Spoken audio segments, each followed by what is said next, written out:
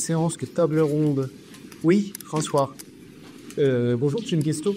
Je s'adressait aux deux tables rondes. En, Au niveau micro, quand quelqu'un est assuré, il y a l'assurance s'occupe un peu d'imposer de la prévention contre les incendies, contre le vol, des choses comme ça.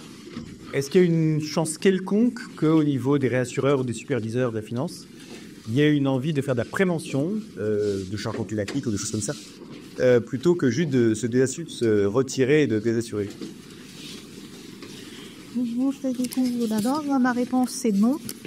Je suis volontairement un petit peu radicale, hein, mais moi je vois au niveau des politiques européennes notamment une décision vraiment des privatisations de l'assurance et de recul général annoncée par les régulateurs. Hein. Je vois aussi que dans un pays comme la Floride, c'est très intéressant. Vous avez des couches de privatisation successives, avec en fait des gens qui sont de moins en moins assurés. Il y a environ un tiers des citoyens de la Floride qui sont en procès contre leur assurance, et des assureurs privés qui sont de plus en plus chers et qui couvrent de plus en plus mal. Donc moi je suis très très inquiète là-dessus. Évidemment, alors il faut peut-être distinguer en France les mutuelles.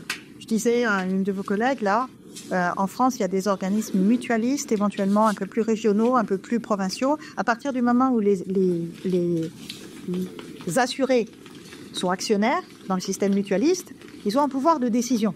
Donc là, ils demandent. Mais chez les grandes sociétés d'assurance, moi je suis très très pessimiste parce que, encore une fois, d'une manière générale, l'attitude générale du système financier, c'est de dire on va protéger le système financier en tant qu'outil investissable des risques climatiques. Voilà. Bon, après, je vous donne un peu la version dure des choses, mais je crois qu'il vaut mieux un homme sévenu en vaut deux. Michel ? Je vais faire deux éclairages. Le premier éclairage, c'est une enquête de l'EIOPA, le superviseur de l'assurance, qui a quelques mois, pouvait interroger les assureurs européens, ceux qui voulaient bien répondre, hein, sur ce qu'ils faisaient en termes de prévention. C'est un peu l'arlésienne, et la prévention, tout le monde en parle, mais c'est quand même compliqué. Et donc, il y a eu des réponses. Vous verrez le rapport de l'EIOPA là-dessus. Le gros sujet, mais vous le connaissez tous, que c'est votre téléphone qui vibre régulièrement pour vous annoncer qu'il y a de la pluie ou du vent dans la région où vous êtes. Donc, elles le font. Évidemment, ça part à un coût très élevé, donc à la fois, c'est pas mal. Donc, tous les assureurs maintenant envoient des SMS à tir à rigot à tout le monde pour les prévenir qu'il y aura un phénomène climatique extrême, en tout cas dans les pays riches. Et je pense que ça va se généraliser sur la planète. Les gens seront alertés. D'ailleurs, ayant en tête que nos catastrophes climatiques, alors je parle que des catastrophes aiguës, pas les phénomènes longs de longue durée, parce qu'il y a aussi ce risque-là dont je n'ai pas parlé, mais les catastrophes aiguës, elles tuent peu, en fait, voilà.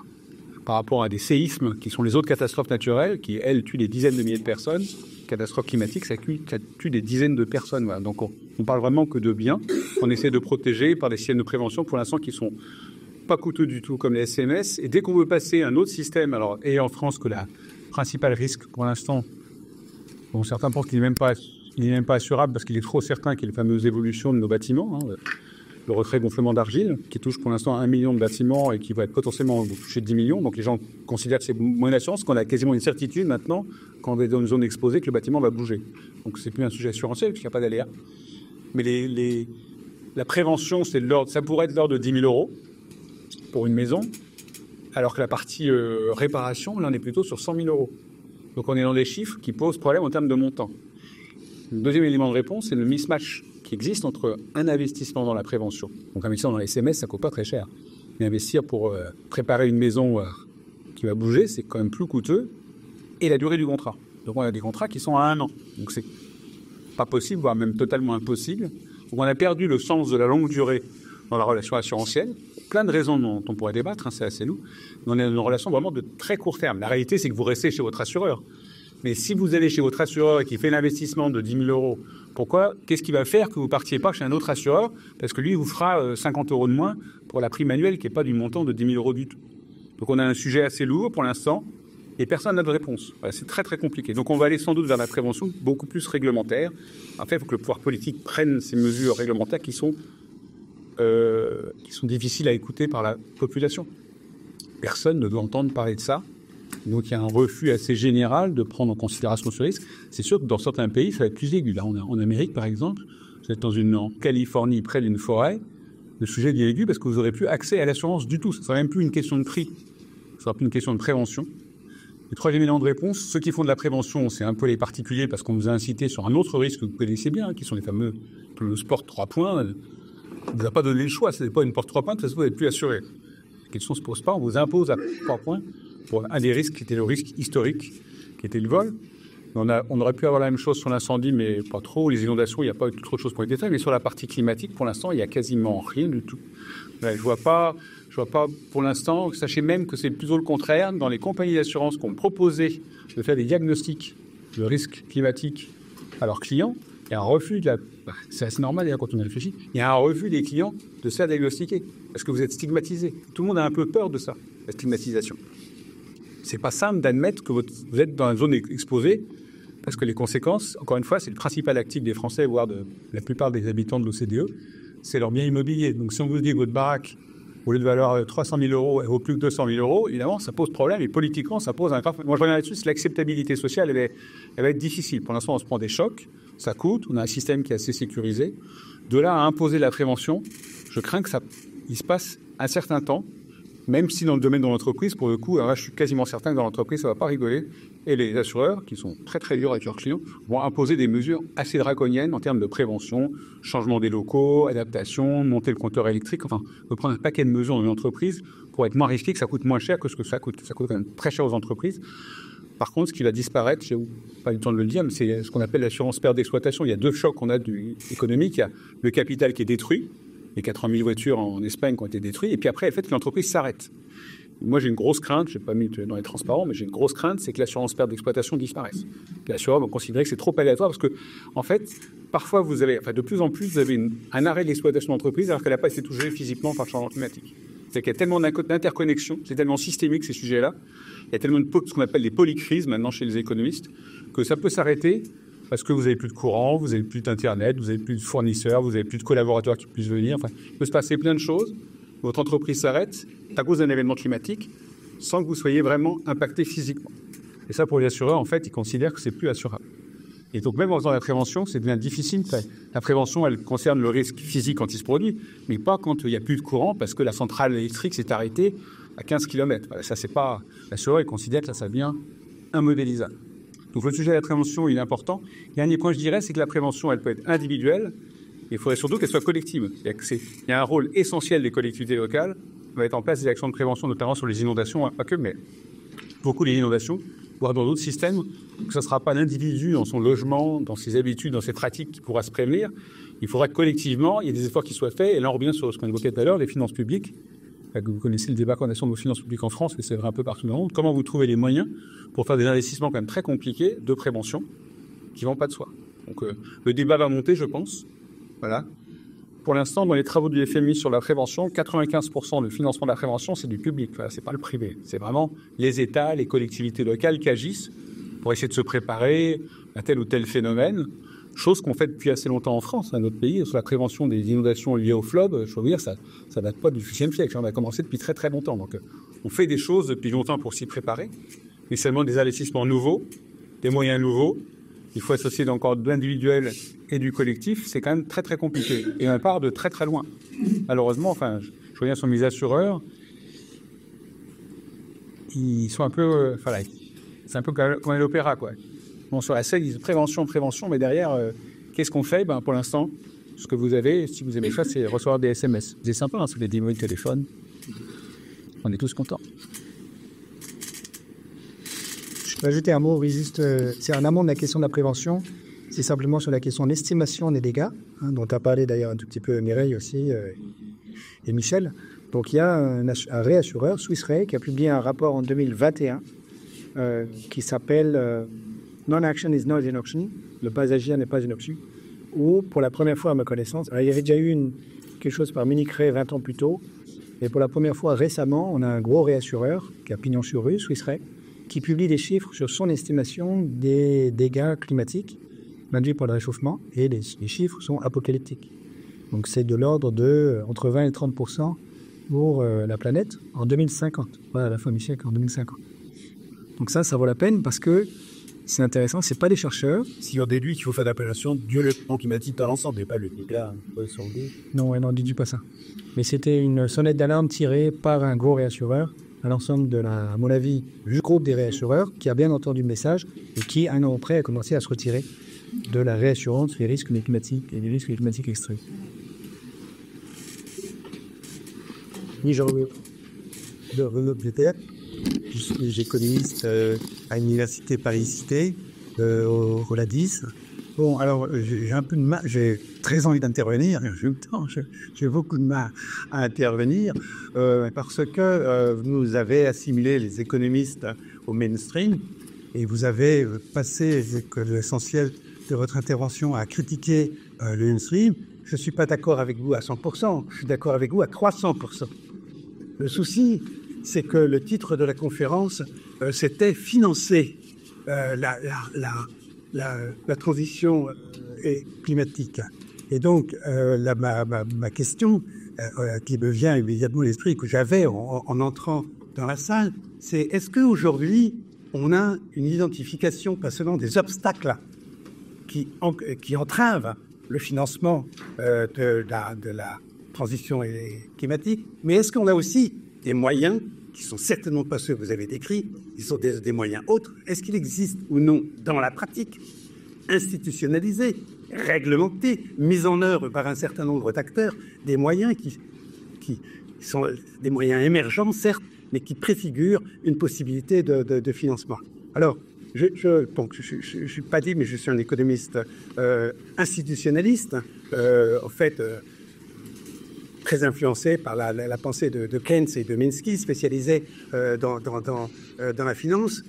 Un des aspects qui m'a gêné dans vos deux interventions, c'est dans votre façon de vous exprimer, je vous ai sans doute mal entendu, c'est le fait qu'il y avait une confusion dans la façon de vous exprimer entre financer l'activité réelle de l'activité économique, financer les entreprises et analyser la valeur financière et le rendement des valeurs financières. C'est deux choses, c'est pas sans lien, bien entendu. D'ailleurs, cette dissociation entre les deux liens est à l'origine de crise. Donc je dis pas du tout, et c'est problématique. Mais si vous voulez, notre sujet, c'est financer la transition. Financer la transition, alors là, j'en viens à mes questions, avec des moyens nouveaux. Bon, je vois, si vous voulez, dans votre référence, je vois tout de suite comptabilité nouvelle de Jacques Richard et d'Alexandre Rambaud, qui quand même ont développé de longue date, et notamment en lien avec Michel Aguilietin, et moi-même, j'ai contribué aussi assez grandement la mise en place donc de ce que vous appelez dans le titre une révolution comptable, c'est-à-dire la prise en compte d'éléments de la transition énergétique et écologique qui ne sont pas monétaires. Bon. Alors, d'où ma question. 3. Premièrement, l'obstacle essentiel n'est-il pas la question du rendement, non pas financier, le rendement économique pour cette transition. Les moyens, c'est un financement étatique, si ce taux est pour diminuer. 2, vous n'en parlez pas, mais c'est absolument fondamental, c'est le relais, l'effet de levier que peut jouer un certain nombre d'institutions étatiques qui financent des banques d'investissement public, je pense notamment à BPI-France, naturellement, sur des possibilités de levée de fonds à des taux de rendement qui n'ont rien à voir, avec des garanties de risque qui n'ont rien à voir.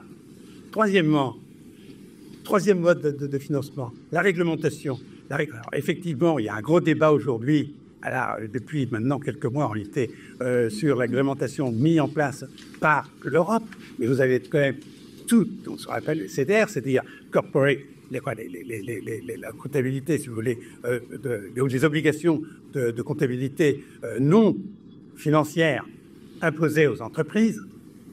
Et quatrième voie, qui est essentiellement en France, regardé par Michel Aguilietin et aux États-Unis par des gens qui s'occupent donc du crédit, qui seraient adossés à ce qu'on appelle des prix tutélaires, c'est-à-dire des prix de marché qui ne sont pas des prix de marché, justement. Bon. Donc, et est-ce que Donc, alors là, bien sûr, l'affaire n'est pas bouclée, mais est-ce qu'il y a là une alternative dans la finance de marché? Voilà, les 4 questions. 4 questions, je crois. Tu commences? Non, moi, je suis désolée parce que j'ai l'impression que vous n'étiez pas d'accord avec certaines choses que j'ai dites, mais moi, en revanche, je suis tout à fait d'accord avec tout ce que vous venez de dire. Donc, bien sûr qu'il y a toutes ces solutions-là. Simplement, là encore, je voudrais préciser que moi, je ne l'ai peut-être pas assez dit, excusez-moi. Moi, je n'ai pas du tout fait de théorie. Moi, je vous raconte mon vécu, et mon vécu, c'est qu'on en est à 1 sur 10 à peu près des besoins de financement de la transition. Donc, j'ai plutôt essayé d'expliquer pourquoi. Après, il y a tout un tas de choses à dire sur le plan théorique, etc. Mais moi, d'une manière très pragmatique, les émissions continuent à augmenter, malgré, ça fait 10 ans depuis l'accord de Paris, et les besoins de financement de la transition ne sont pas du tout assurés. Donc, pour moi, il y a quand même des choses qui ne fonctionnent pas. Voilà. Je vais faire deux réponses. Oui, on peut trouver des montages financiers pour associer l'État ou la puissance publique à des financements privés s'il manque de financement privé. Et moi, je me suis inspiré de travaux qu'on avait fait avec Gaël il y a longtemps, notamment pour proposer une réforme de l'assurance vie macroéconomique en faisant jouer la garantie hors bilan de l'État français pour orienter l'épargne. C'était pas une idée géniale, mais au moins c'était de dire, tiens, le privé n'ira pas tout seul, faisons en sorte qu'il y ait un système de l'État pour dérisquer une partie de cette épargne, sachant qu'il y a une aversion de la population, mais dans beaucoup de pays, elle est très forte en France, une aversion au risque. Je vous rappelle que l'essentiel de la Banque française financière est en assurance vie, donc il y a dans 1400 milliards de fonds généraux, qui est un truc très très dérisqué. Donc je me suis battu longtemps là-dessus, mais je veux dire avec un succès d'estime, parce que, c'est compliqué, mais il n'y avait pas une grande volonté de réformer de façon aussi massive un système. Donc notre système, il bouge pas beaucoup. Voilà, on a un système qui est l'université, moi je le connais, il n'y a pas eu de grand changement, qui est depuis 25 ans que je me base sur le sujet énergie-climat dans notre système financier. La deuxième réponse que je ferai, c'est il faut quand même être pragmatique à un moment donné. Donc, au sein du Shift, il y a eu une tentation de participer au débat sur la taxe carbone et ici le prix carbone, qu'on retrouve un petit peu dans un des fondements des travaux d'Alain et de Gaël, de Jean-Marc, sur le bilan carbone. Essayer de voir comment le carbone ruisselle dans l'économie, et puis après essayer de taxer ça pour donner les bonnes incitations aux acteurs. À la fois, c'est une théorie qui est... pour certains théoriciens économistes, ça fonctionne, ça devrait fonctionner. Puis on a fait fonctionner pour d'autres secteurs, pour d'autres sujets dans le passé. Donc on peut dire, tiens, ça marchait pour d'autres choses, ça devrait peut-être pouvoir marcher. Mais en fait, ça marche pas bien. Alors on peut toujours dire, oui, ça a été mal géré, maltraité, mais enfin ça marche tellement mal partout qu'il faut se poser quand même des questions. Si à la fin, cette théorie qui a été poussée par un paquet d'éminents économistes, ou un paquet de prix Nobel d'ailleurs, ne fonctionne pas, il faut être pragmatique. Ça ne marche pas pour d'autres raisons que de juste dire que la mise en œuvre a été foireuse. La dernière mise en œuvre foireuse, qui a en plus traumatisé une partie de la planète, c'est quand même les gilets jaunes en France. Voilà, donc. Mais un signal prix carbone, on se retrouve avec un pays qui se délite.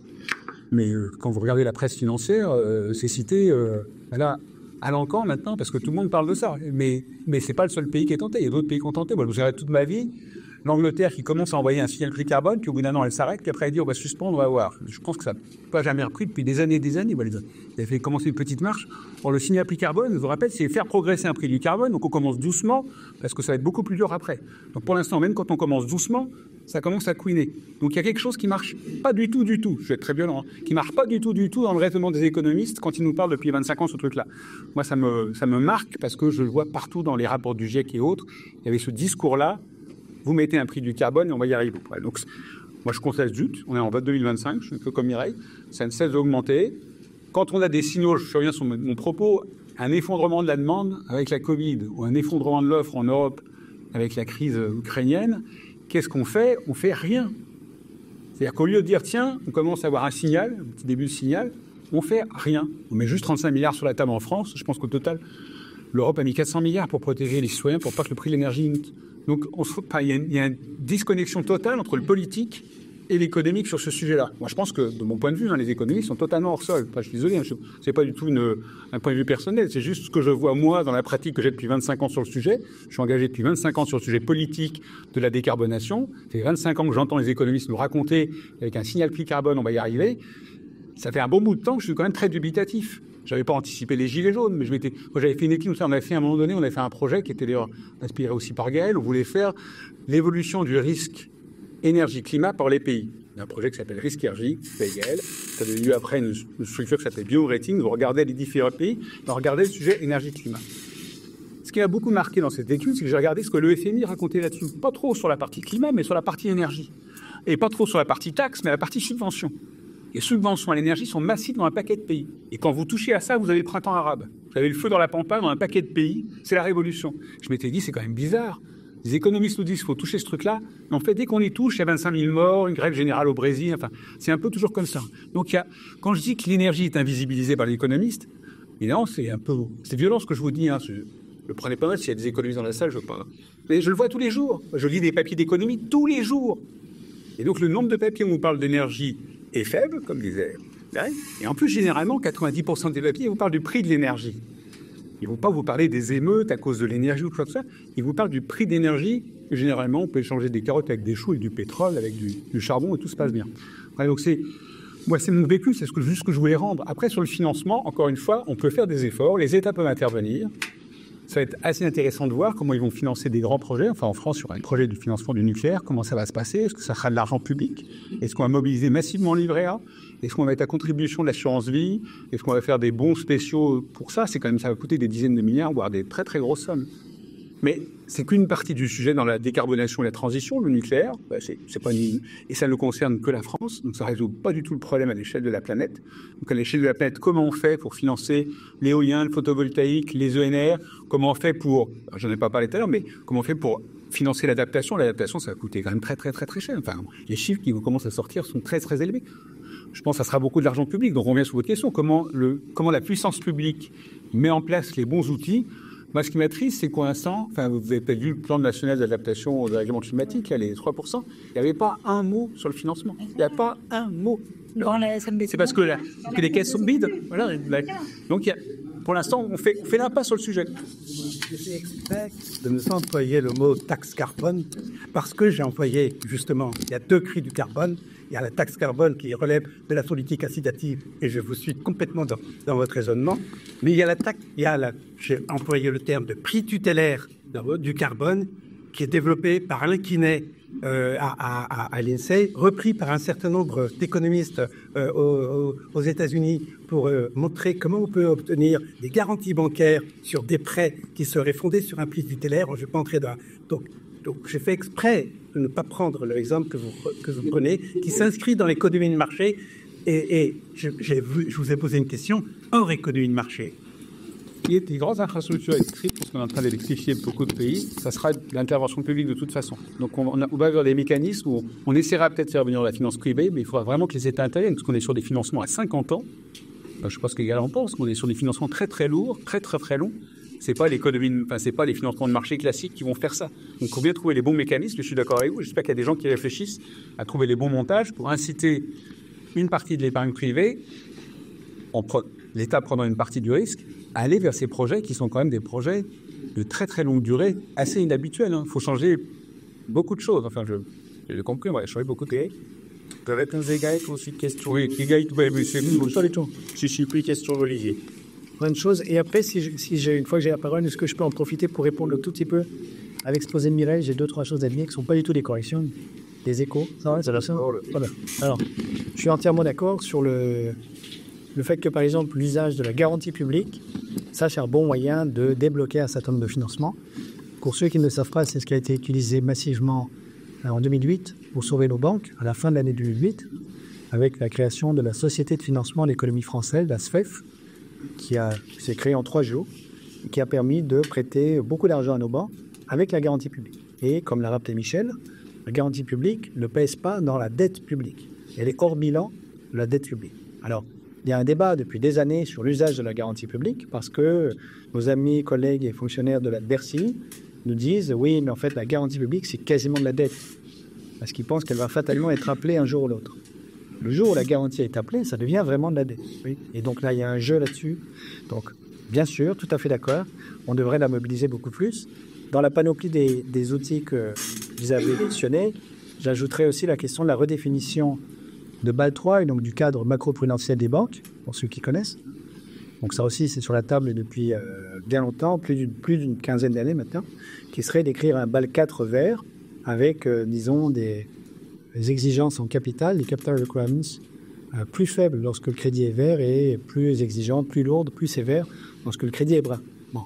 Donc, comme vous le savez, les banques qui sont favorables à ce que ce soit plus faible dès que c'est vert et pas du tout à ce que ce soit plus sévère dès que c'est brun. Moi, je dirais sur toutes ces questions-là, puisqu'en fait, on pourrait encore en ajouter d'autres, puisque manifestement, on va avoir un problème de finances publiques pour financer l'énormité de tout ça. Je vous donne juste un peu les montants pour tout le monde. Pour Nicolas Stern, en gros, pour éviter de dépasser allègrement les plus 2 degrés, mais c'était des considérations qui avaient déjà 5 ans, donc c'est déjà plus d'actualité, parce que ça va beaucoup plus vite que ce qu'on pensait. Le coût des infrastructures vertes d'ici 2035, c'était, il y a 5 ans, 90 000 milliards. C'est l'ordre de grandeur du PIB mondial.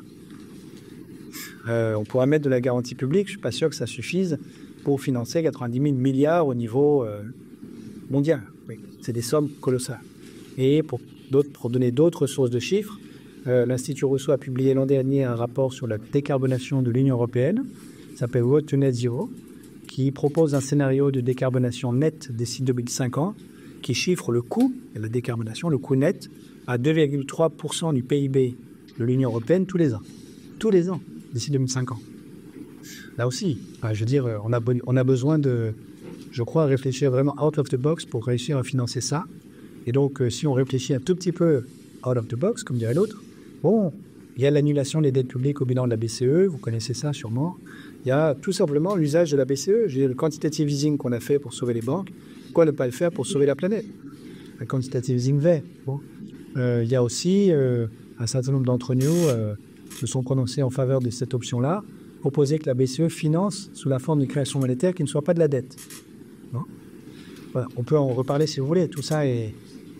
Moi, il me semble que sur ces énormes questions-là, il y a un éléphant dans le couloir qui est le blocage du secteur bancaire. Parce que mon expérience, je ne peux pas payer la vôtre, c'est que quand même, au moins jusqu'à il y a 2 ans, c'est vrai que depuis 2 ans, on est en régression sur ces questions-là, mais jusqu'à il y a 2 ans, en gros, il y avait quand même une progression très nette de la prise de conscience globale des acteurs économiques sur la nécessité de transiter. Le seul secteur dans lequel cette prise de conscience était encore très très lente, me semble-t-il, c'est le secteur bancaire. Et du coup, l'Institut Rousseau, en 2021, a publié un autre rapport où on a étudié les bilans des 11 premières banques de la zone euro. Alors, vous me direz, ça date de 2021. Peut-être ça a beaucoup changé depuis lors, je ne pense pas, mais on devrait refaire cet exercice. On a montré que si vous regardez les actifs financiers fossiles, donc directement liés aux 3 hydrocarbures fossiles, qui sont dans les bilans des 11 premières banques de la zone euro, on obtient un total de 530 milliards d'euros en 2020-2021, ce qui n'est pas une somme colossale. Simplement, ces actifs représentent en moyenne 95% des fonds propres de chacune des banques. Donc pour chaque banque, le montant de ces actifs, c'est 95% en moyenne de ses fonds propres, avec 110-115 pour les moins vertueuses et 75-80 pour les plus vertueuses. Or, une banque qui perd 95% de ses fonds propres, elle est en faillite. Et donc, ça veut dire que nos amis banquiers savent que plus on ira vite du côté de la transition énergétique, plus vite ils vont scier la branche sur laquelle ils sont assis. Et ce que je dis là n'est pas une découverte. Je veux dire, les amis banquiers avec lesquels on peut réfléchir et travailler et discuter honnêtement le reconnaissent volontiers. Il faut qu'ils changent complètement de business model, qu'ils arrivent à se débarrasser de ce qui aujourd'hui joue le rôle des actifs subprime en 2008, à savoir les actifs bruns, les actifs fossiles, ou bien qu'on les leur achète pour que le secteur bancaire puisse enfin se convertir à la nécessité de la transition énergétique.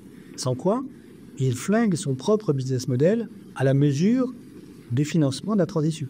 Oui. Alors donc juste quelques mots sur ce qu'a dit Mireille.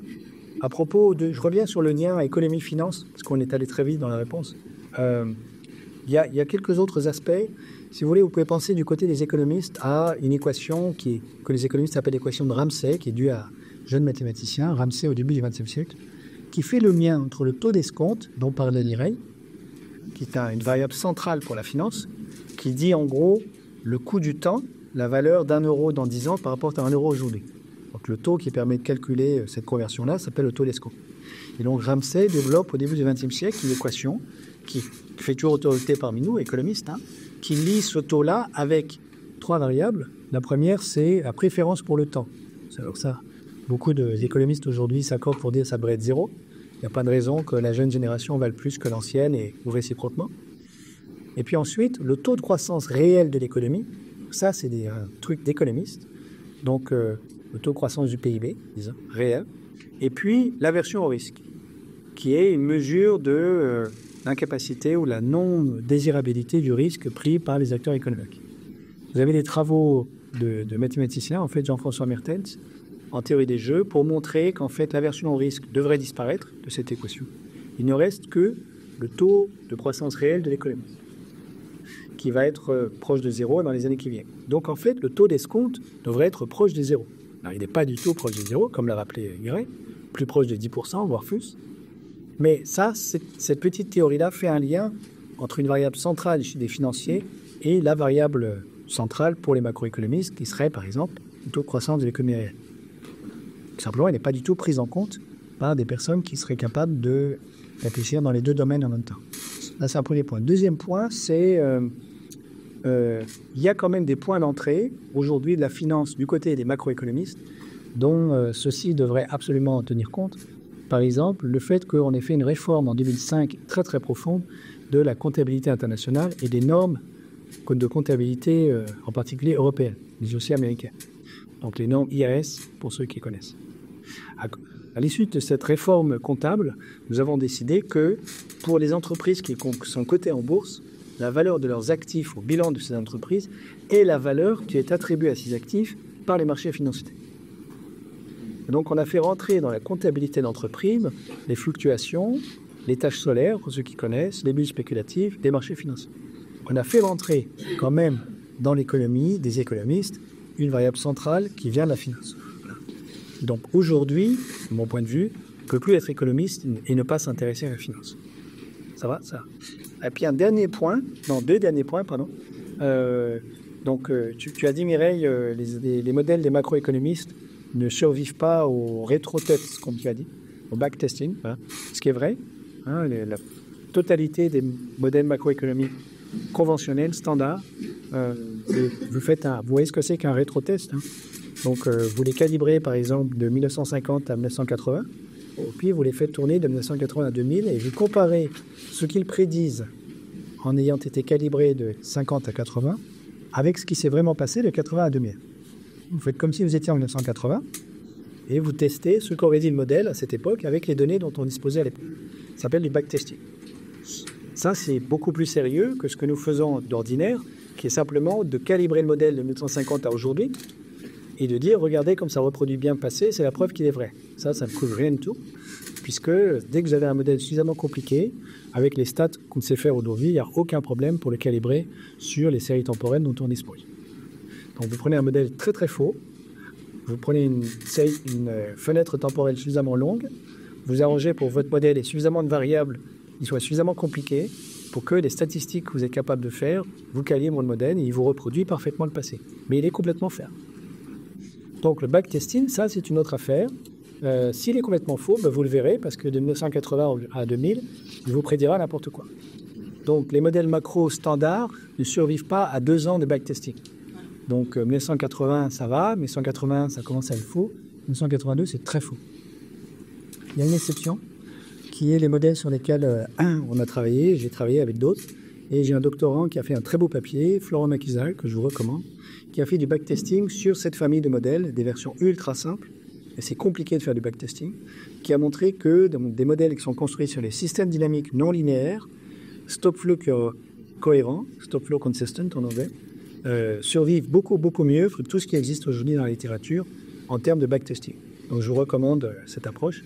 C'est une des manières de faire avancer le débat sur le choix des modèles. Et puis un dernier mot, excusez-moi, je suis trop lent, et après j'arrête. Sur la question du découplage de la finance avec l'économie réelle. C'est vrai qu'il y a un découplage massif, mais je crois qu'il faut comprendre qu'on arrive maintenant dans une situation tout à fait originale, parce que, pour comprendre ça, je rappelle en une minute ce que c'est ce qu'on appelle le moment de Minsky, puisqu'il y a des Minskiens dans la salle. Hyman Minsky, grand économiste américain. Le moment Minsky, c'est le suivant. Pour que vous ayez une bulle spéculative sur un marché financier, et donc un découplage entre le prix des actifs financiers et l'économie réelle, il faut que vous ayez des investisseurs qui interviennent sur les marchés financiers, qui soient capables de s'endetter auprès du secteur bancaire, d'acheter les actifs ou de parier à la hausse sur les actifs via des actifs dérivés, peu importe. Admettons, pour simplifier, qu'ils achètent ces actifs. Ça fait monter le prix des actifs, et à un moment ou à un autre, ils revendent l'actif et ils gardent la différence. Mais si le prix des actifs augmente, ils se disent, bon, j'ai bien fait d'attendre, je vais attendre encore un tout petit peu, parce que ce sera encore plus cher demain, et je pourrais m'offrir des vacances encore plus sympas. Donc ils attendent encore plus. Sauf qu'à un moment ou à un autre, il faut quand même rembourser le banquier. Et donc, jusqu'à, disons, 2010, 11, 12, ce qui, pour dire les choses très très globalement, a permis à la sphère financière occidentale, donc disons pour simplifier New York et Londres, de ne pas avoir de grande crise de ce type-là, la crise des subprimes c'était autre chose, c'est un flux de revenus de l'économie réelle qui venait de la Chine. Donc la Chine engrangeait, grâce au commerce international, des surplus commerciaux colossaux, plusieurs milliers de milliards de dollars chaque année, et réinvestissait cet argent dans la sphère financière occidentale. Ce qui nous a apporté à nous un flux de revenus qui vient de l'économie réelle, qui était tout à fait bénéfique, qui a permis à la sphère financière de gonfler. Depuis le début des années 2010, Pékin a fait savoir à tout le monde que c'était terminé, qu'il n'avait plus confiance dans les marchés financiers occidentaux, ce qu'on peut comprendre, et que la Chine allait réorienter son modèle, disons, macroéconomique vers la production chinoise en faveur du marché domestique chinois et du marché asiatique. Et qu'elle n'allait plus réinvestir dans, notamment, les obligations d'État américaines, en tout cas sur les marchés financiers occidentaux. Donc nous n'avons plus le flux d'argent de l'économie réelle qui permet de payer les banquiers. Alors comment avons-nous tenu jusque-là ? Entre-temps, nous avons mis en œuvre le quantitative easing. Donc en fait, ce qui a permis à la nouvelle bulle financière sur laquelle nous sommes assis, de gonfler de manière absolument inédite depuis 2010, ça n'est plus la performance industrielle de la Chine, c'est le quantitative easing des banques centrales. Donc la sphère financière est sous perfusion des quantitative easing. Les banques centrales ont organisé un déluge monétaire en faveur des banques qui a permis de repousser le moment Minsky, c'est-à-dire le moment où, ne pouvant plus payer le banquier, moi, l'investisseur financier, je suis obligé de revendre mon actif pour récupérer du cash. Et au moment où je revends mon actif, si on est suffisamment nombreux à le faire, je fais se retourner le marché, les prix des actifs baissent et je provoque le crack. Oui. Et donc c'est pour ça qu'au moment où vous avez un peu d'inflation en 2020, qui commence à poindre, les banquiers centraux sont tétanisés, parce qu'ils savent très bien que la sphère financière qui a gonflé de 2010 à 2020 a gonflé essentiellement grâce à ce déluge monétaire et a réussi à repousser le spectre du moment de Minsky grâce à ça. Ce déluge monétaire, c'est la création de monétaire. Oui, c'est la création. Pure, ex nihilo. Simplement, si maintenant, en 2020, les banquiers centraux commencent à rehausser les taux d'intérêt, alors ça va diminuer le déluge monétaire, ça va coûter beaucoup plus cher. En particulier pour les investisseurs qui doivent rembourser leurs banquiers, ils vont commencer à se retrouver en difficulté. Et donc, il est possible qu'une partie d'entre eux vendent leurs actifs financiers pour récupérer du cash, voire rembourser. Et s'ils font ça, et qu'il y a une masse suffisamment critique d'investisseurs qui font ça, c'est le crack financier. Voilà. Et aujourd'hui, on est dans cette situation-là. Les banquiers centraux savent bien que la bulle aujourd'hui sur laquelle on est assis ne peut tenir que s'il y a une nouvelle source de monnaie qui arrive de quelque part. Elle ne viendra plus d'économie réelle, on a quasiment plus de croissance. Elle ne viendra plus de la Chine et elle pourrait ne plus revenir des banquiers centraux s'ils arrêtent le quantitative easing tel qu'ils l'ont pratiqué au moins pendant 10 ans. Et donc ils ne l'arrêtent pas. Donc il ne vient pas l'arrêter, mais bon. Et voilà. Ça va ? Donc, c'est ça pour dire qu'il y a vraiment un découplage, c'est vrai, mais ce découplage, au moins sur les 15 dernières années, a été rendu possible par une bizarrerie incroyable qu'on appelle le quantitative easing. Ça va ? Michel, question de Jean-Louis. Je vais en profiter pour revenir sur un propos de Mireille sur les modèles climatiques. Donc, je vous ai dit, du côté des assureurs et des réassureurs, il y a une grosse inquiétude parce qu'en fait, il y a une incapacité à modéliser les risques. Un peu pour ce qu'a dit Mireille, c'est-à-dire qu'on n'a pas une visibilité assez claire. Il y a trop de variabilité maintenant et il se passe des phénomènes qui sont hors normes. Et de façon plus générale, moi je pense qu'on est clairement en terra incognita et donc on a trop cru. On s'est trop réfugié dans cette courbe où on voit la température monter et puis penser que tout serait linéaire et que la température qui monte. C'est pas ce qui se passe, c'est pas ce qui se produit. Et les climatologues ex post trop des explications, on cherche des explications aux phénomènes qui se produisent, qui n'étaient pas anticipés. Donc on n'a pas trop anticipé, on n'a pas une grande capacité en fait d'anticipation, plus faible que ça. Et je reviens sur les papiers qui viennent de sortir il y a quelques mois sur l'excédent de 0,2 degrés qu'on a eu en 2023. Donc lisez-le. C'est assez spectaculaire parce que on voit que la nébulosité qui était tendanciellement à la baisse depuis 30 ans, elle se casse la gueule en 2023, ce qui expliquerait Mais quelle explication on peut avoir? Donc il y a un papier sans explication, il y a un papier avec une explication, mais le papier avec une explication, celui de Hanson, repose d'autres questions en remettant en cause quasiment tous les modèles du GIEC depuis un certain temps, parce qu'il pense qu'on a sous-estimé. Donc on voit qu'on a des problèmes même, parce que c'est une science extrêmement complexe. Il y a un petit paragraphe dans le papier d'Hanson qui est intéressant, parce qu'il fait comment on parle de la nébulosité. Je pense qu'il doit avoir en tête le débat qu'on a eu en France sur ce sujet-là avec un grand scientifique qui était devenu ministre et qui a fait beaucoup de tort à la communauté académique. Mais ce sujet-là est d'une très très grande complexité, la nébulosité. Comment elle évolue, qu'est-ce qui se passe? Donc là, elle évolue dans le mauvais sens par rapport à cette... Et là, voilà, on a notre albédo, c'est pas mal cassé la figure en 2023. Est-ce que c'est pérenne ou non? On voit même qu'il y a... tous ces éléments-là, du fait on essaye, ils sont bons nos climatologues, mais on constate des phénomènes de plus en plus nouveaux, énormes, compliqués, même aujourd'hui en 2025. Il faut que c'est pas de nature effectivement à rassurer les hommes de finance et ceux de risque. Et moi, je me mets du côté du réassureur, je me dis oh là là, je serais vraiment le roi des cornichons de me dire tiens, je vais me mettre dans ce truc-là. C'est très très très dangereux. Ça justifie d'autant plus le fait qu'ils se mettent en retrait en considérant que c'est plus à eux maintenant, c'est pas à la finance d'assumer ça, c'est aux États. Donc ça conjugue cette terrain incognita dans lequel on est du côté du climat, ça se conjugue avec d'autres phénomènes pour dire voilà, on va basculer dans un moment où c'est les États qui vont prendre la main sur beaucoup de choses. J'en profite pour vous dire, je vous rassure de nouveau qu'en France, on a sans doute un des systèmes les plus sécurisés qui soit. En plus, il est origine des CATAT depuis 82, c'est la Caisse centrale de réassurance qui est à 100% État, garantie illimitée, hors bilan. D'ailleurs, quand on regarde le hors bilan de l'État français, on parlait du hors bilan, là, il n'y a même pas de ligne, il n'y a pas de montant, parce que c'est l'ensemble des biens français. Donc, il n'y a pas de chiffres. Donc oui, on a un système qui est bien sécurisé, qui est reconnu comme tel. Mais on n'est pas non plus dans notre petit monde. C'est-à-dire qu'autour de nous, ça va beaucoup, beaucoup bouger. Il va se passer pas mal de choses dans cette finance du risque physique. Et moi, je vois qu'effectivement, on a eu aussi cette illusion que les climatologues allaient pouvoir nous prévoir assez bien ce qu'allait se passer. Comme l'a dit Mireille, il y a beaucoup de variabilité. Enfin, je crois que je vous l'ai dit tout à l'heure, nous en France, notre trauma, c'est il y a 25 ans. C'est Lothar et Martin qui ont ravagé la France. On a eu des gros événements, on n'a pas eu les 15 milliards de dégâts de Lothar et Martin. Le chiffre à l'économie des 15 milliards. C'est au global sur la planète que ça bouge à toute vitesse. Je vous donne un chiffre, la Slovénie 2023, les inondations, c'est estimer le coût économique à 9 milliards de dégâts. Le PIB de la Slovénie, c'est 70 milliards. Vous rapportez les 9 milliards à 70 milliards, on va dire que c'est énorme. Donc on va dans ce monde-là qui va être de plus en plus chahuté, sur lequel on essaiera de reposer sur les modèles climatiques, parce que heureusement quand même, on a des climatologues qui ne sont pas des nains, donc ils travaillent sérieusement, ils font beaucoup de choses, mais ils découvrent aussi le monde dans lequel on est, et je ne vous parle même pas des points de bascule.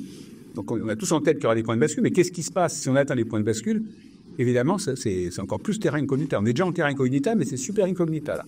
On ne sait pas ce qui arrivera derrière. Donc c'est vrai que pour le monde de la finance, la tentation de se recroqueviller, c'est ce que j'ai voulu mettre dans mes transparents, elle est très très forte et assez justifiée. Ils sont dépassés, donc ils vont tout faire pour protéger leur base. Il faut pas demander à ce qu'ils bougent tout seuls sans que les États interviennent. Donc on revient sur cette idée, qu'est-ce que l'État peut faire et comment il peut aider lui à faire bouger un secteur qui va être très défensif. Enfin, il ne sera pas le seul, il y aura d'autres secteurs qui seront défensifs. Le secteur de la finance ne va pas partir dans des initiatives, et les rares initiatives qu'on a vues, là, le fameux réseau des banques centrales sur le climat, le NGFS, qui était d'ailleurs dans lequel la France a beaucoup participé à créer ce réseau. Vous n'avez peut-être pas vu, mais à la fin de l'année dernière, la Banque centrale américaine a quitté le NGFS. Il faut s'attendre à ce que d'autres banques centrales, d'ailleurs, quittent ce réseau. Donc on aura un problème de coopération Parce que la finance, elle a été très globalisée. Mon pronostic, c'est qu'elle va se déglobaliser assez vite.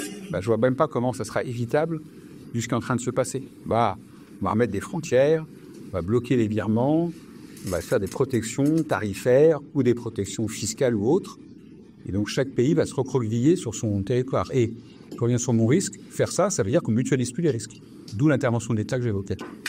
Ok, alors il va falloir qu'on soit très très bon parce qu'il y a eu une question de Jean-Louis, de Jacques, d'Olivier et de Monsieur.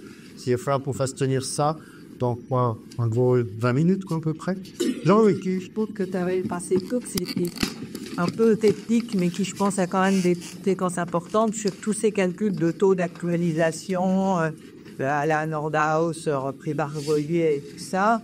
Si j'ai bien compris, l'idée pour, par exemple, définir la taxe carbone, mais plus généralement, c'est de faire une équivalence entre supprimer les pertes de PIB et des pertes dans l'économie, les rendre équivalents à des gains d'un placement sur les marchés financiers conventionnels et dire que les deux vont obéir aux mêmes lois. Et si je me suis pas trop aimé, je me dis que est-ce qu'il n'y a pas un problème de fond à faire une équivalence entre un gain qui par définition n'est pas borné et une perte qui elle est bornée à zéro, c'est-à-dire que quand on se rapproche de zéro, tant qu'on est en fluctuation près à quelques pourcents, ça c'est linéaire, il n'y a pas de problème. Mais quand on s'écarte du régime linéaire, les pertes vont avoir des effets qui se démultiplient de façon plus du tout linéaire par rapport à des gains. Donc, est-ce qu'il n'y a pas une erreur de fond à faire comme ça? La réponse courte, c'est où? Donc, on peut aller dans le détail, mais oui, bien sûr. Toutes nos institutions fonctionnent sur ce... Tout à fait. Donc, la réponse un peu plus longue, c'est oui, parce que beaucoup de ces travaux sont piégés par une méthode qu'on appelle l'analyse coût-bénéfice, qui vaut aussi bien en finances d'entreprise qu'en finances publiques. Voilà. Donc, même pour investir dans un investissement public, vous avez des économistes aujourd'hui qui proposent à l'État, faisant une analyse coût-bénéfice, qui revient en fait à ce que vous venez de dire. Combien ça coûte aujourd'hui? Qu'est-ce que ça nous rapportera au moins en pertes évitées? Combien est-ce que ça rapporterait d'investir la même somme sur un marché financier, disons, voilà. Combien est-ce que ça nous rapporterait à date avec un taux d'escompte? Bon, il en compare les deux. Voilà. Et de fait, vous avez raison, il y a une dissymétrie énorme entre gagner de l'argent et en perdre. Voilà, c'est pas la même chose. Il y a un très bon papier de Algat, la Banque mondiale, sur le sujet, et qui justement, je reviens sur l'élocation du coût économique du dérèglement climatique. Il y a une partie capital et une partie exploitation. En fait, c'est la machine qui est touchée. Prenons la partie économique, pas la capital, mais la partie économique. Une machine est touchée et après, elle ne produit pas. Si ça s'intensifie, la partie d'inexploitation va être de plus en plus longue. Donc, vous avez c'est quadratique. C'est-à-dire que le risque, il n'est pas linéaire, il va effectivement être quadratique. Et les arrêts de l'économie vont être de plus en plus longs. Voilà, donc le modéliser de façon linéaire, c'est humain, parce que c'est quand même plus facile de faire des modélisations linéaires. Donc la tentation est forte de faire linéaire. Mais je pense que tout le monde a conscience maintenant que la gravité de ce qui va nous arriver, ça ne va pas être du linéaire. Voilà. On va avoir des phénomènes qui, en plus, vont se conjuguer avec des crises, des polycrises, et des effets qu'on n'a pas anticipés. Ok. Jacques? Oui, je voulais revenir un instant sur le financement, qui n'est pas là, mais comme il est présent dans votre esprit, dans vos esprits, puisque vous avez tous travaillé avec lui, je pose quand même la question. Je voulais revenir sur un aspect que tu as abordé, qui est la question de la création monétaire sans dette. Et j'ai aussi en tête le bouquin de Jésabel Soubéran, etc., qui traite de cette question. Donc, j'ai bien compris qu'à l'échelle du pays, ça n'est plus possible puisque la Banque de France n'a plus la possibilité de créer de la monnaie. Donc, l'État français doit s'adresser directement à la BCE, qui peut éventuellement faire ça.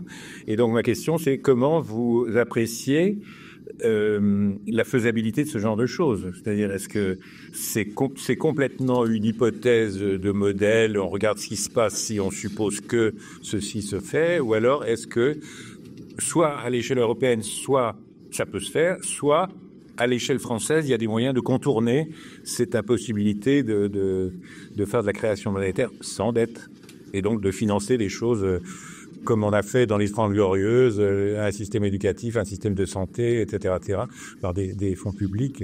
Voilà. Donc, comment vous appréciez ça, quoi? Est-ce que c'est juste une hypothèse de modèle ou est-ce qu'il y a quelque chose de faisable là-dedans? Moi, je me détruire au mot de Mireille Martini et ni au celui de Alain Grandjean, ni celui de Michel ou Gaët. Donc, ma vision personnelle, on en a déjà parlé, Jacques, c'est que c'est effectivement une hypothèse de modèle. Donc, en France, tu l'as dit toi-même, aujourd'hui, juridiquement, on n'a pas de monnaie en France. Enfin, il y a une monnaie européenne, mais sur laquelle la Banque de France n'a plus aucune main. Maintenant, c'est une succursale technique. Bon. Et si tu veux, au niveau de l'Europe, la réponse que je vais te faire, c'est il faut nuancer un petit peu. C'est-à-dire que ce que j'entends dans ta question, c'est... Alors, je vais dire les choses plus simplement. J'ai envie de dire qu'aujourd'hui, la Banque centrale européenne pratique massivement la création monétaire. C'est ce qu'on vient de dire, ça s'appelle le quantitative easing.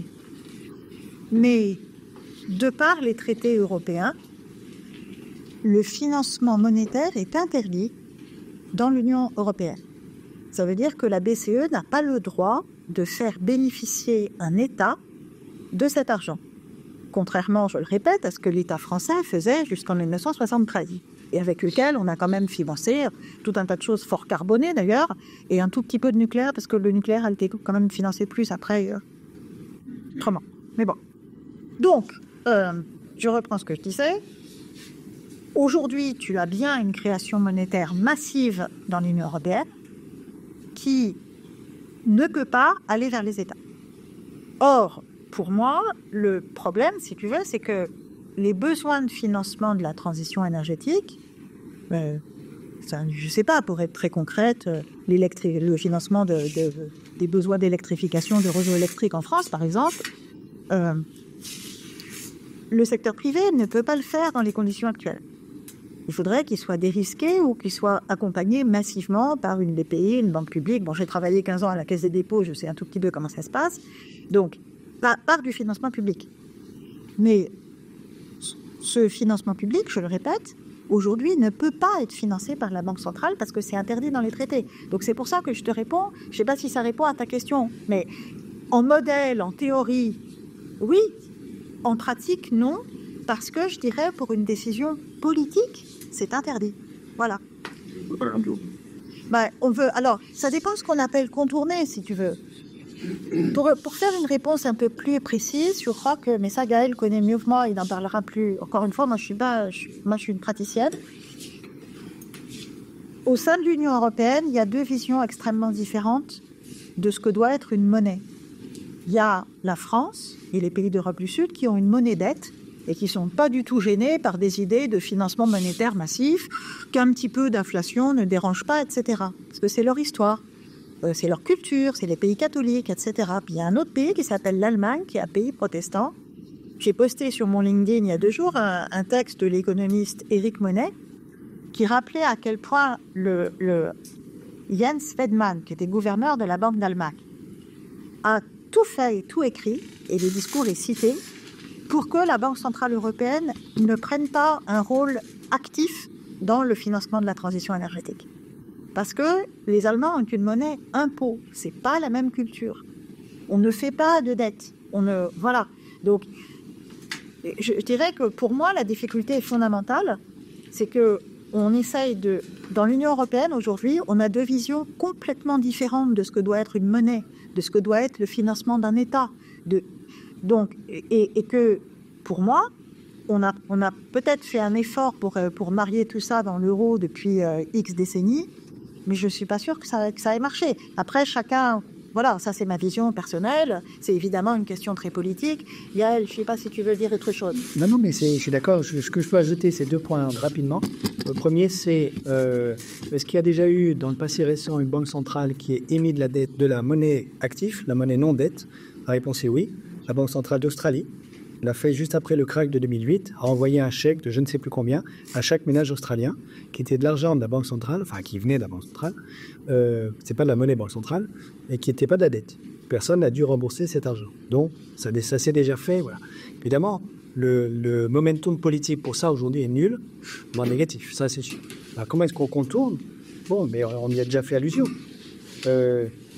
Si on pouvait aujourd'hui autoriser la Banque centrale à prêter à taux nul aux États, sachant qu'un État, en fait, ne rembourse jamais sa dette publique, mais roule continuellement sa dette, donc à chaque fois qu'il a une échéance de remboursement, il réemprunte ce qu'il doit rembourser. Si par ailleurs, il réemprunte à taux nul, bon, de fait, ça revient à lui donner de l'argent sans qu'il ait à rembourser. Ce qui s'est passé pour l'État français avec les circuits de bloc Lénine. Jusqu'à ce que nous nous soyons convaincus nous-mêmes, dans les années 70, que ça n'était pas une bonne idée. La Banque centrale européenne a mis en place quand même, à la lumière de ce qui s'est passé avec la crise grecque depuis 2014-2015, un rachat systématique des dettes publiques émises par les pays membres de la zone euro, souscrites par des banques privées. Donc, et puis c'était un système un peu, disons, baroque, dans lequel tu avais la France qui faisait une adjudication du Trésor, BNP Paribas qui achetait le titre de dette publique français et qui le revendait immédiatement à la BCE, moyennant une petite commission, parce qu'il faut bien vivre. Bon. Mais ça permettait de garder les taux d'intérêt très bas, pour éviter une réplication de la crise grecque. On pourrait imaginer la même chose en obligeant une banque, par exemple publique, à jouer le rôle de BNP Paribas et à prêter à l'État à taux nul. Alors, ça n'a aucune chance d'arriver maintenant, puisque Christine Lagarde vient de décider de mettre fin même au rachat systématique des dettes publiques via une banque privée. Ça date d'il y a quelques semaines maintenant, ce qui va rendre la vie bien compliquée des finances publiques françaises cette année déjà, puisque nous n'aurons plus la garantie en fait de la titrisation de la dette publique française via la BCE. Voilà. Donc le momentum politique est encore moins favorable aujourd'hui pour ça. Mais ça, c'est une solution. Ouais, Michel, puis juste un dernier commentaire. Quand on fait quantitative easing, au début, on rachète de la dette d'État dans toutes les banques centrales. Mais en Europe, d'abord la Banque d'Angleterre, puis après la BCE, va racheter des dettes privées. Donc là, il s'est posé la question du fléchage. Qu'est-ce qu'on rachète? Donc, je reviens sur ma question de la neutralité. Dans la Banque d'Angleterre annonce qu'elle va être neutre. Mais un truc intéressant, c'est de regarder le fichier Excel, parce qu'elle a publié, il y a une sorte de pression collective, elle a publié le fichier de ce qu'elle pouvait racheter. Donc il faut regarder qu'est-ce qu'elle pouvait racheter, la Banque d'Angleterre, comme dette d'entreprise anglaise. C'est assez intéressant, parce qu'il y a des choses bien, les carbonés. Évidemment, il y a beaucoup de choses carbonées, parce que dans les investissements carbonés, il y a beaucoup d'investissements de long terme, que des justement sous forme obligataire, qui ont été rachetés par les banques centrales. Donc cette neutralité, en fait, il y a eu un grand débat, parce que la neutralité consistait à racheter, quand même, à soutenir plutôt l'économie carbonée que l'économie décarbonée. Autre commentaire, c'est que la Banque du Japon, qui a fait aussi un quantitative easing, alors elle a fait plus fort parce qu'elle a acheté des actions. Donc elle a racheté une grosse partie du Nikkei, qui est l'indice Nikkei au Japon, mais là aussi, elle a cédé d'autres. Donc elle prenait la quote-part de chaque poids de chaque entreprise japonaise. Donc elle disait, je privilégie, je perturbe pas le marché. C'était toujours ce thème de la non-perturbation. Mais quand vous faites ça, comme l'économie est plutôt carbonée, forcément, vous favorisez aussi au global la carbonation. Donc vous ne donnez aucune incitation. Donc cette façon de flécher et essayer de flécher l'effort des politiques monétaires vers le bas carbone, il ne va pas de soi. Il demande une sorte de révolution mentale que peu de gens, pour l'instant, sont prêts à faire. C'est un débat, cette histoire de neutralité, moi je le connais depuis longtemps, c'est un très très vieux débat. La neutralité, en fait, elle est carbonée. Voilà, je fais une synthèse. La neutralité, elle est carbonée. Et c'est normal, puisque notre économie est carbonée. Ok. Olivier. Moi, j'avais une question. Je suis un courtier ici depuis 15 ans. En fait, mes clients sont les entreprises qui ont une question émergente sur leur futur. En fait, ils commencent à se dire que le futur ne peut plus être la prolongation de ce qui a précédé et qui ont besoin d'être réorientés ou de s'orienter. Et donc, on est à la confluence de toutes les recherches, en fait, de tous les secteurs, de toute l'interdisciplinarité, toutes les recherches. Et donc, c'est effectivement très compliqué. Et c'est pour ça que je rebondissais juste sur les trois modèles que vous avez présentés tout à l'heure. Nous, on a 15 ou 20 modèles devant nous, sur les modèles de la sociologie, la philosophie. Donc, c'est la question du modèle et de l'interprétation du réel, de la grille de lecture du réel. Elle se pose à nos entreprises et à nous-mêmes quand on fait ce genre d'exercice. Et c'est extrêmement fécond, effectivement. Et sur la transition, le financement de la transition, en fait, j'avais assisté à un atelier lors des rencontres économiques d'Aix en juin-juillet l'année dernière. Et cette question financement de la transition était le cœur du débat. Donc, si vous avez envie, vous pouvez regarder sur Internet, c'est disponible, vous avez l'intégralité. Et la tribune était très différente de celle-ci, puisque c'était exclusivement des banquiers d'affaires ou des grandes banques internationales. Et il y avait une question, il y avait une suggestion, en tout cas une piste en fait, qui avait été amenée par Pierre Palmieri, qui est le numéro 2 de la Société Générale, et que j'avais trouvé particulièrement intéressante, et qui avait expliqué, en fait, il posait la question de l'efficacité du vecteur sur lequel vous investissez de l'argent pour faire la transition. Et en fait, sa position, c'était de dire, si on donne de l'argent à un acteur dans un écosystème, et que c'est le seul à faire la transition, mais que les autres ne suivent pas au même rythme, ça rate, quoi. Ça rate. Vous avez besoin d'un écosystème qui bouge ensemble. Et donc, finalement, de dire que la question du choix du vecteur d'efficacité pour donner de l'énergie, de l'argent, c'est de l'énergie, et bien finalement, c'est devenu une question en soi. Et eux, en tout cas en tant que banquiers, privilégiaient l'investissement dans des écosystèmes qui comprennent l'offre et la demande, les infrastructures au milieu, pour que finalement, tous ensemble, ils aient pris des garanties les uns avec les autres pour évoluer dans le même sens. Et à ce moment-là, vous créez une sécurité pour l'ensemble du système qui va investir. L'État, les collectivités locales, des grandes banques, les particuliers, pourquoi pas, parce qu'il y a une espèce de garantie, si vous voulez, que tout ça va bouger en même temps. Ils vont éventuellement aussi, pourquoi pas, les consommateurs, évidemment, tout l'ensemble du système, quoi. Et j'avais trouvé ça assez intéressant. Et en même temps, si vous voulez, ce que ça pousse, si vous voulez, c'est que la grille de lecture qu'on a eue jusqu'à présent de l'économie, de la finance, de notre environnement, de nos croyances, de nos institutions, on voit bien également que tout est en train de bouger et que les canaux avec lesquels on regarde les choses, finalement, est-ce qu'ils sont encore pertinents dans le monde qui vient? Et est-ce qu'il ne faut pas essayer de trouver d'autres métamodèles qui nous permettraient d'être plus sensibles pour que les gens nous comprennent, tout simplement, pour que les gens... quand on parle, les gens nous comprennent, quoi.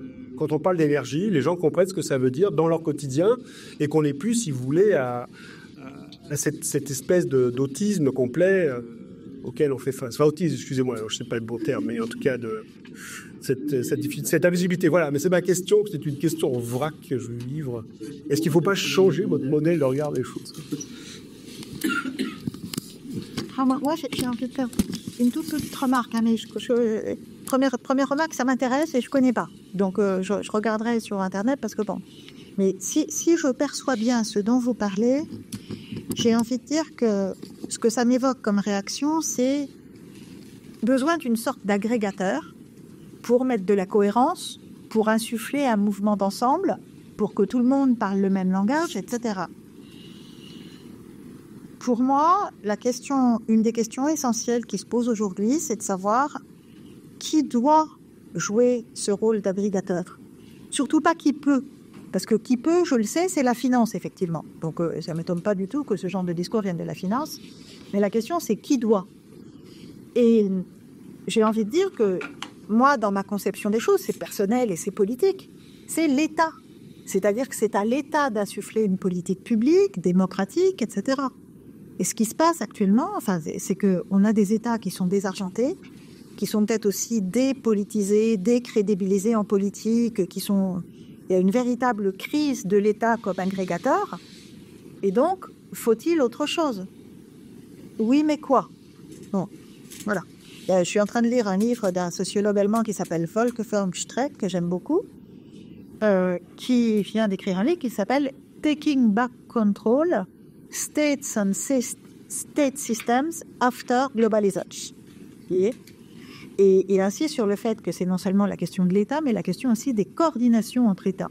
C'est-à-dire un État, ça n'existe pas tout seul. Ça existe, par exemple, avec une monnaie, des frontières, par rapport à un autre État. Donc, je n'ai pas encore lu tout le livre, mais je pense que on est à une bifurcation.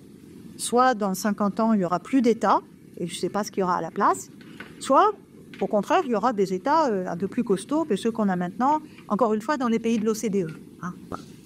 Merci Mireille. Michel?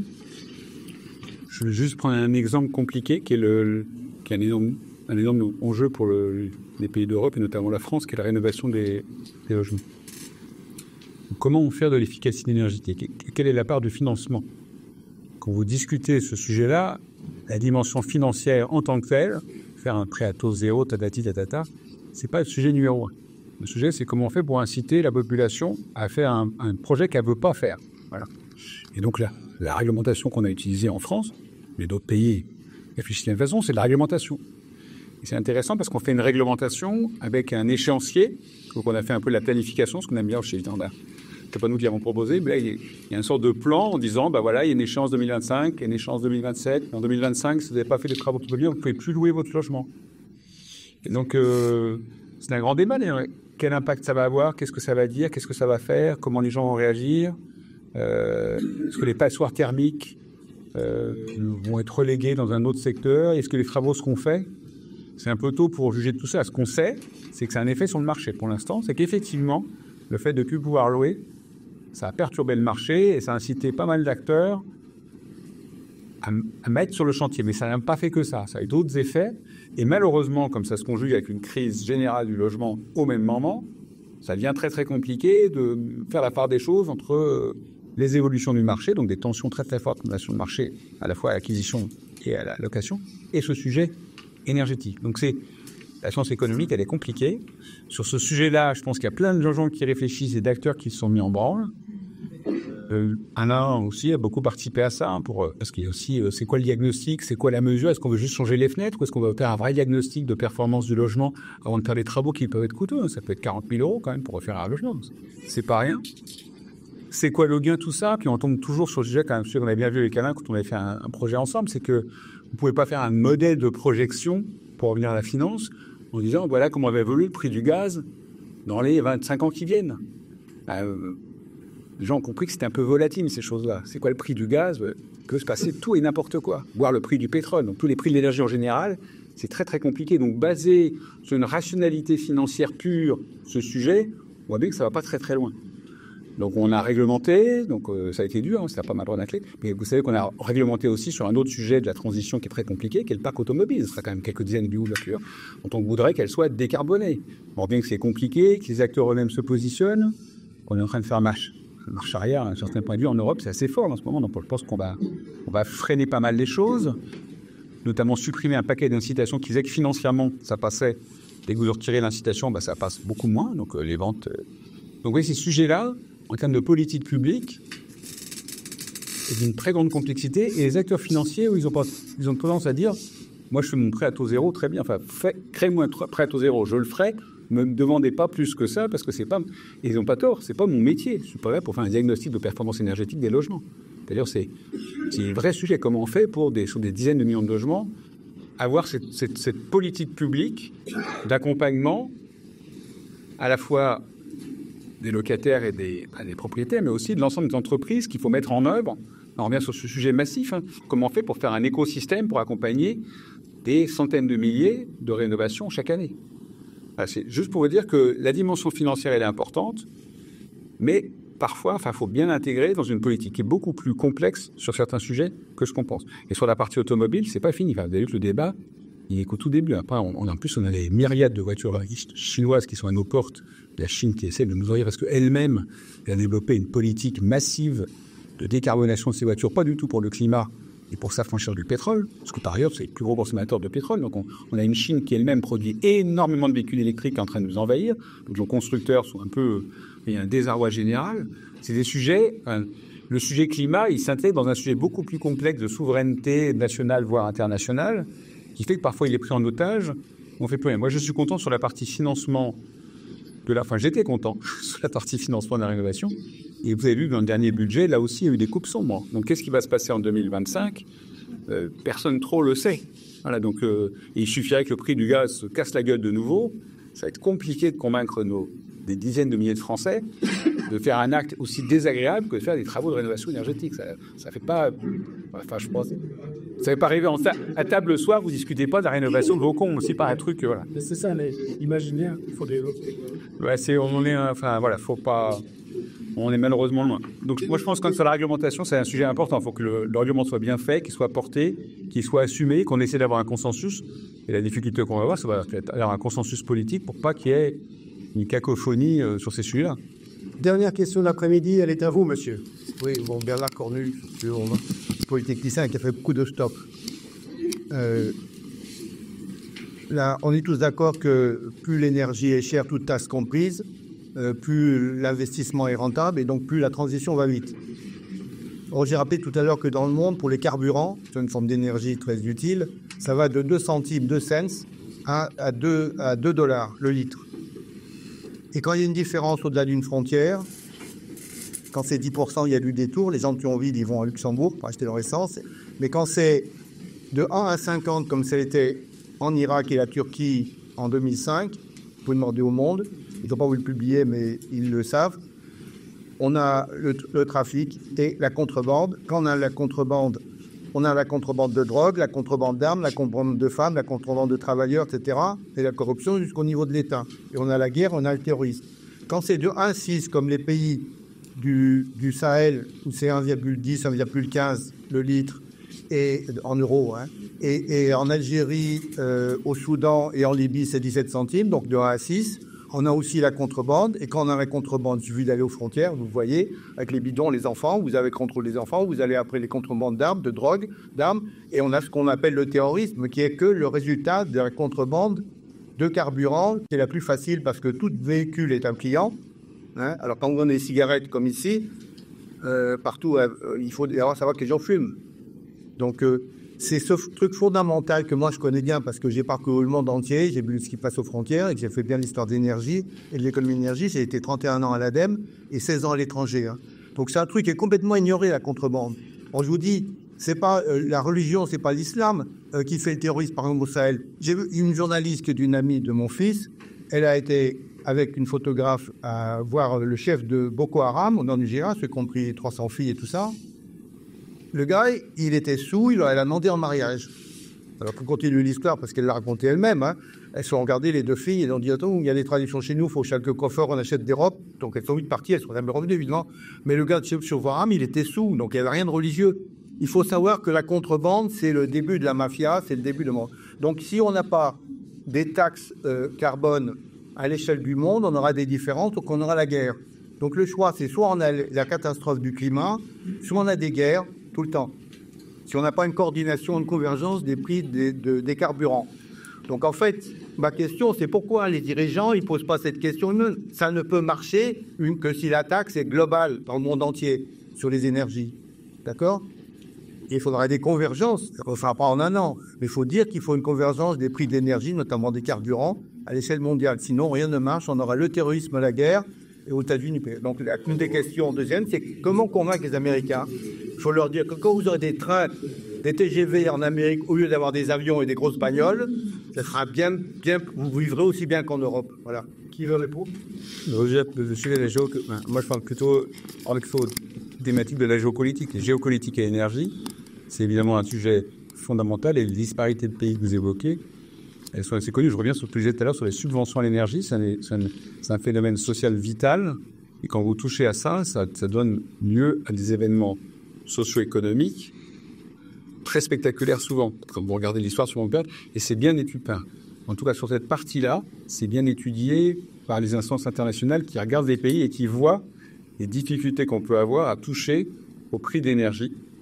Ils travaillent moins sur la partie transfert entre pays, mais rien que sur un pays, cette sensibilité au sujet, elle est forte. Et la France, elle en a encore témoigné récemment. Enfin, encore une fois, les gilets jaunes, c'était aussi, on a touché le prix de l'énergie. Donc, c'est des sujets qui sont... Vous avez bu trop bien de dans bagnole, ça n'a pas changé. Oui, ça n'a pas changé. Il y a une chose des écologues en plus des financiers. Pourquoi les gens mettent 5 personnes dans une bagnole On a fait Louis, il écrivait ça il y a 40 ans quand j'étais étudiant, 60 ans. Je dis juste que pour l'instant, ce sujet est identifié. Pour le coup, toucher après à ces paramètres-là, à ces variables-là, c'est très compliqué, voilà. Et c'est souvent dans les crises que ces paramètres-là sont touchés. Par exemple, la guerre en Ukraine, soudain, ça a révélé que le prix du gaz, chez nous, il était totalement lié au fait qu'on était approvisionné depuis maintenant 40 ans par la Russie avec du gaz russe. Si vous venez, il y a les gazoducs que vous connaissez. Moi, ça m'avait beaucoup marqué parce que encore une fois, la capacité d'invisibilisation de ce sujet-là, elle est très très forte. On ne peut pas en parler. On parle d'autre chose, on parle du prix, mais on ne parle pas de l'énergie en tant que telle, du rôle que ça a. Alors, le paramètre chez les économistes qu'on utilise quand même, hein, c'est l'élasticité prix. Voilà. Ça veut dire que quand le prix monte, qu'est-ce qui se passe ? Moi, je me souviens toute ma vie, quand j'avais regardé ça, le début des années 2000, l'élasticité prix dans les années 90, elle était de zéro. Vous manquiez le prix de l'énergie, ça n'avait aucun impact sur la consommation qui restait exactement la même. Parce que le prix de l'énergie est très très très bas. Parce que la valeur d'usage la valeur d'usage était immense. Mais on le connaît sur d'autres sujets, quand on fait un peu, les gens quelqu'un comme Petros qui connaît le sujet agricole, on a le même problème du côté des prix agricoles. Les prix sur les produits agricoles, elle est aussi. Voilà, on a un vrai problème. Moi, je pense qu'on a un vrai problème, c'est qu'on touche à un sujet qui est très très sensible et que c'est souvent la crise ou les crises ou les polycrises qui révèlent ce sujet-là, plutôt qu'une attitude que vous souhaiteriez qui serait rationnelle, on serait tout autour d'une table. Pour l'instant, la rationalité, de l'autre côté de l'Atlantique, on a un peu de mal parfois à suivre cette rationalité. Voilà. Il se passe des choses très étonnantes qui ne vont pas dans le sens où vous évoquez, qui ne vont pas trop dans le sens de la coopération. Voilà. Moi, je passe mon temps à inciter à mon petit siège sur la partie assurance, je passe mon temps à dire aux assureurs, coopérer. Alors, c'est pas pour faire de l'entente et gagner de plus d'argent, c'est réapprenez à coopérer. On a désappris à coopérer depuis maintenant 50 ans en Europe, avec un discours qui est qu'un discours de compétition. Très bien, mais par rapport au monstre qu'on a dans la caisse qui est derrière climatique, il faut réapprendre à travailler ensemble. On ne sait plus. Moi, je vais vous donner un exemple. Je change complètement de sujet. Je vais vous donner un exemple qui est dans l'assurance. Quand il y a la montée de la voiture en Europe, l'accidentologie ne cesse de monter. Je vous rappelle qu'on a 18 000 morts en France en 1972. Donc, on prend un paquet de mesures après le choc pétrolier, on limite la vitesse, et on va prendre des mesures assez vite aussi pour faire en sorte que les gens conduisent mieux. On peut tous collectivement entre assureurs, on met en place le système des bonus-malus. C'est pas AXA qui crée un bonus-malus et la Maïf qui crée son bonus-malus. On a créé un seul système de bonus-malus pour faire en sorte qu'il y ait un système d'incitation à ce que les clients conduisent mieux. Voilà. Il faut réapprendre ce travail collectif. Déjà, je pense, au sein d'un pays, ça serait bien qu'on y arrive à l'échelle européenne, mais ça va être compliqué quand vous voyez les tensions qu'on a en Europe. À l'échelle mondiale, en ce moment, il faut peut-être falloir attendre quelques années pour être capable d'avoir de nouveau un dialogue pour votre gouverne du côté de la finance. Là, la vague, ça va être une vague de déréglementation et de décoopération généralisée qui est impulsée par les États-Unis. Donc eux, je parle du secteur financier, dans d'autres secteurs c'est compliqué. Pour la santé, ça doit être compliqué aussi. Peut-être tu peux remarquer, on va faire de travail coopératif en Amérique pour le système de santé mondial. Mais je crains pour l'instant que sur la finance, pendant quelques années, on va avoir du mal à refaire du collectif. Parce que l'Europe peut faire des efforts toute seule, mais c'est quand même compliqué. Je pense qu'elle le fera, elle va essayer de faire des choses. Mais même au sein de l'Europe, on voit des tensions, je ne sais pas ce qu'on pense, Gaël, mais j'ai l'impression qu'on voit des tensions un peu fortes. Toi aussi, tu dois le voir à ton niveau, parce qu'il y a quand même maintenant des divergences. On a des pays qui partent un peu dans tous les sens. Je ne sais pas si on pourra réhomogénéiser et refaire un effort. Moi, j'aurais rêvé, je reviens sur ce sujet, on aurait dû faire une captive de réassurance à l'échelle de l'Europe, qui soit solidaire. Ça aurait été une bonne. En plus, ça aurait montré que les Européens étaient solidaires quand il y avait un événement. On aurait expliqué d'où venait de l'argent, et au niveau européen, pour aider tel pays, la Roumanie, ou la Slovénie, ou la France, ou la Belgique. Non, pour l'instant, on n'est pas capable de faire ça, et je crains. Je vois pas beaucoup de signaux actuellement en Europe qui iraient dans le sens d'une coopération renforcée. Et j'en profite pour vous dire que je suis même inquiet pour un autre secteur qui s'appelle la recherche. Là. Je crains que l'Amérique, dans ses gesticulations, elle commence à toucher aussi à ça. Alors, si on avait une collectivité qui était quand même internationale et qui avait des choses à construire collectivement depuis maintenant 8 siècles, on a quelques universités, c'est assez vieux. C'est un truc qui date de 1200 quand même. Enfin, pour rappel, le principe de l'université, c'était qu'elle était universelle. J'ai l'impression qu'on est en train de partir un peu en arrière. Et je dis ça, je n'ai aucune... Autant sur la santé, sur l'énergie, sur la finance, on le voit très clairement, parce que c'est des décisions qui sont prises. Je ne l'ai pas vu du côté de la recherche, mais en fait, je ne vois pas très très bien, notamment quand on est gêné par un sujet comme le changement climatique, pourquoi on n'aurait pas aussi des initiatives pour torpiller, torpille par exemple toute la climatologie américaine, et toutes les coopérations autour de la climatologie. Alors je ne sais pas... Non mais... J'ai besoin d'intelligence artificielle pour détecter les mots et les contenus interdits dans tous les projets financés par le gouvernement fédéral. Bon. Mais non, mais ça c'est une nouvelle de science-fiction. Non, mais ça, c'est pas vrai. C'est pas vrai. C'est faux. Bien, Michel, merci beaucoup pour ce mot de conclusion tout à fait réjouissant. J'ai beaucoup parlé, vous aviez bien. Oui. Je veux vous remercier tous pour être aujourd'hui dans ce qui est une université. Vous voyez, comme disait Michel, ça existe. Les séminaires existent depuis maintenant au moins 12 ans. On est très très heureux de les faire vivre et je remercie tous les collègues qui les font vivre. Et rendez-vous au prochain séminaire. Merci à vous, je pense qu'on peut...